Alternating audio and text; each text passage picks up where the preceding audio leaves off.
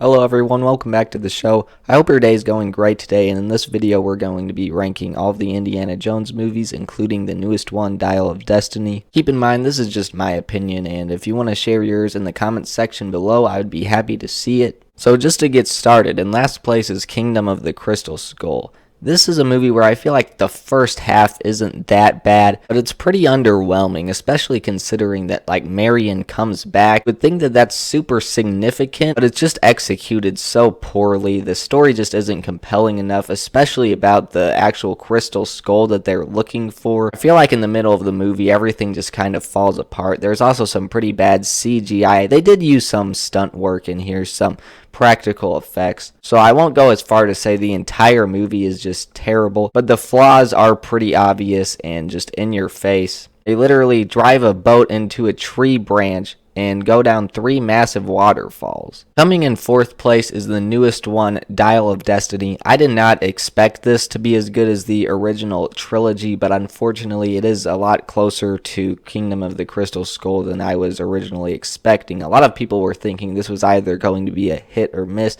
and I just thought it would be kind of mediocre, kind of in the middle there. But there is sort of a line between mediocre and bad that it's sort of actually in between there. There are just a lot more flaws than I was hoping this film would have, especially with the new characters just are not very well written. I'm not really a huge fan either of how they handled the story, as it's the last one in the franchise. I think they had trouble deciding whether or not they wanted to connect this to the previous films or it just be another adventure, and as well as how big in scale the threat is. There are definitely extremes that they should have decided on, but instead they kind of do an in-between, which is the biggest downfall of this movie, I would say. It also, out of all 5, feels the least like an Indiana Jones movie, and part of that is probably because it's the first one distributed by Disney, and there's also a new director, which I don't know why they would want to replace Steven Spielberg, because he's Steven Spielberg, but it just has a different vibe, and the action sequences are a lot more flashy, in which I feel like it kind of loses the charm at a lot of different spots. There's also just too much CGI. So this is a movie that I just feel like they had a ton of good ideas, but none of them lived up to their potential. Coming in 3rd place is The Last Crusade, and really once you get to the original trilogy, you can rank these like any way you want depending on what mood you're in, because I think all 3 of these are just fantastic films. So as of The Last Crusade, I think the movie has a really good opening sequence with young Indiana Jones,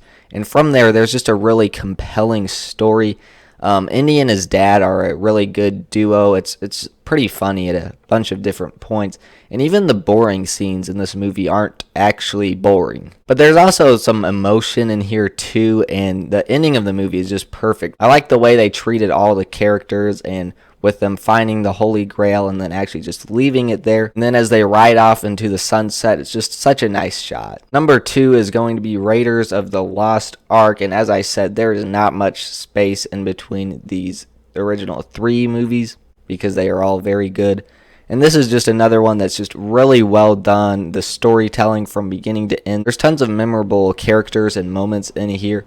The stunt work is really good. The action sequences, all the practical effects that they used, it just felt really real. I think the biggest strength here is definitely just the pacing. So it's a pretty incredible film, what they were able to do here. Coming in at number 1 is The Temple of Doom. This movie is pretty insane, actually. It delivers on everything that makes these movies so good. Super funny, there's some good action, and I really like the location and the sets that they chose to film with. I think the major strength here is the trio you have here with obviously Indy himself. Then Short Round is a just really good partner. And then Willie Scott is pretty annoying, but that's kind of the whole point. And they just did such a good job of setting up the threat. The villains are really well written too. And so you just really want them to lose, and you want the enslaved kids to be free, and you want the village to have the stone.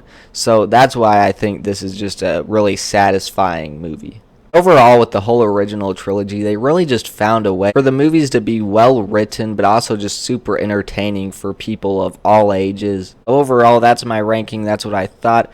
Once again, if you want to share yours in the comment section below, that would be awesome. Thank you guys so much for watching, and I will see you guys in the next one.